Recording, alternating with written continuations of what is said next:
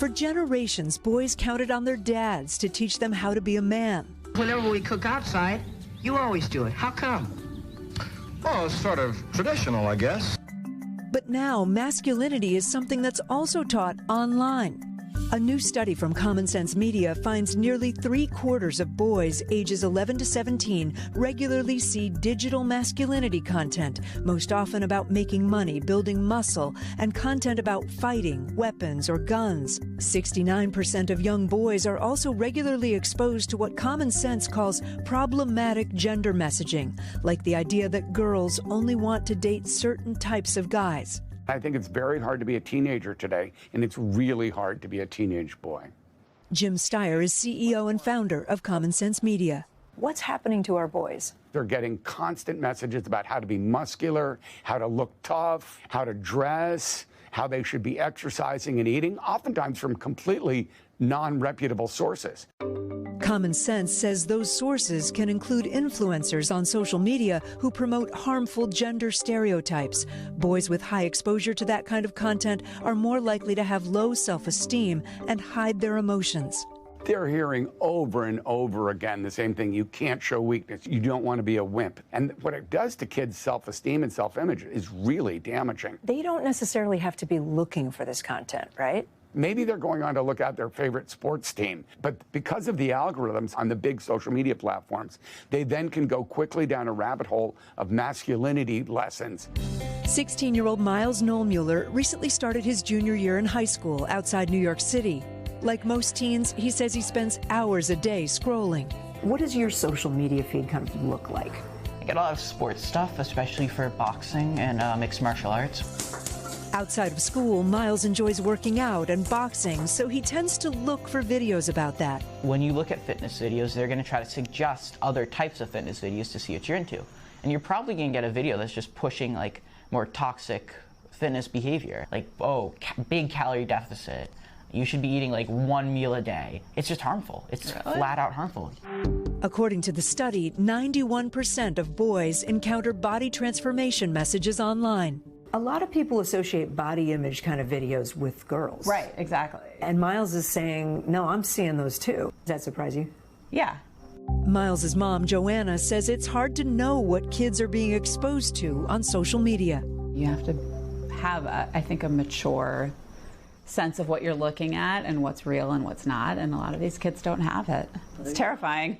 Experts say it's critical for parents to have open conversations with their boys. You have to hear them out about what they're being exposed to, but you share your own values with them. That is the most powerful antidote to any of the content they're going to see online. Miles says he's able to see past the problematic messaging online. I know how I want to be. I know how I am currently. If I'm changing myself, it's not for others, it's going to be for myself. If you want to know what masculinity is, what being a man is, who would you turn to?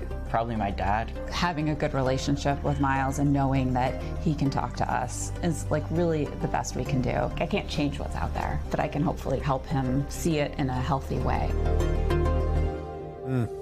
It was really clear that Miles is a teen who knows himself, and he's not seeing some of the problematic gender stereotypes that other boys in other parts of the country do. But he did tell me that if he had seen some of those workout influencers talking about how to have the perfect body when he was younger, it might have had more impact on his self-esteem. All the major social media platforms do have parental controls available, but Common Sense says the real solution, guys, as kids age, is having that ongoing dialogue with your boys and your girls, and just sitting with them and looking at, having them show you what they like to see online. One positive thing in this study, in the report, almost 80% of kids said they trust their parents to talk to the most over any other source. So that's a good number. That's a high number. The gentleman in the piece there, who's become an expert there with Common Sense Media, he said something that I think we should all take note of: the algorithm. Like, the social media companies know what they're doing. They know what they're feeding our kids. And I just think that, collectively, as a society, we should probably speak a little bit more loudly about the algorithm? But it seems like they're out as there's parental controls. Now, do you know how to go in there and change those parental controls? And that's just they're out. Or we talked about this last week, user controls, right? The social media companies say, well, the users can control, but when it's a kid, correct, right? Yeah. When the user's 13 or 11 years old. Well, it's also not their job. It's not a perfect analogy, but if you hook someone on drugs and say, but you can quit anytime, right? It's not exactly fair. Not a far-off analogy, I don't think. No, maybe not. And I'll say, as much as that input comes into young men, I have a 16-year-old son. Yeah. It's on us. It's on the dads to also say, hey, whatever you're learning about masculinity, however hard it is in one direction, don't forget, being vulnerable is being a man. Talking about your emotions is being a man. Being humble in your faith is being a man. So at least there's some balance coming in. Right, because that's some of what they found was that the kids that were getting the most masculinity messages were thinking they couldn't talk about their feelings. You know, Jonathan, we talk about it all day, and we have, but, you know, Jonathan Haidt, who wrote The Anxious Generation, one of the things he also says is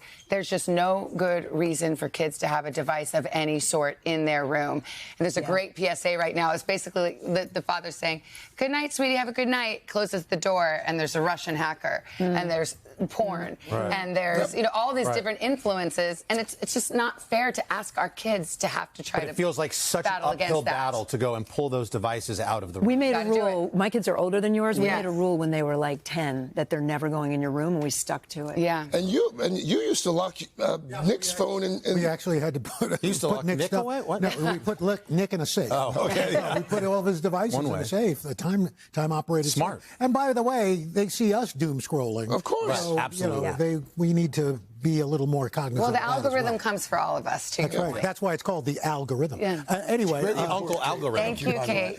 Hey, thanks for watching. And don't forget, you can catch the Today Show every morning on NBC or take Today when you're on the go. Just follow the Today podcast on Apple Podcasts, Spotify, or wherever you listen.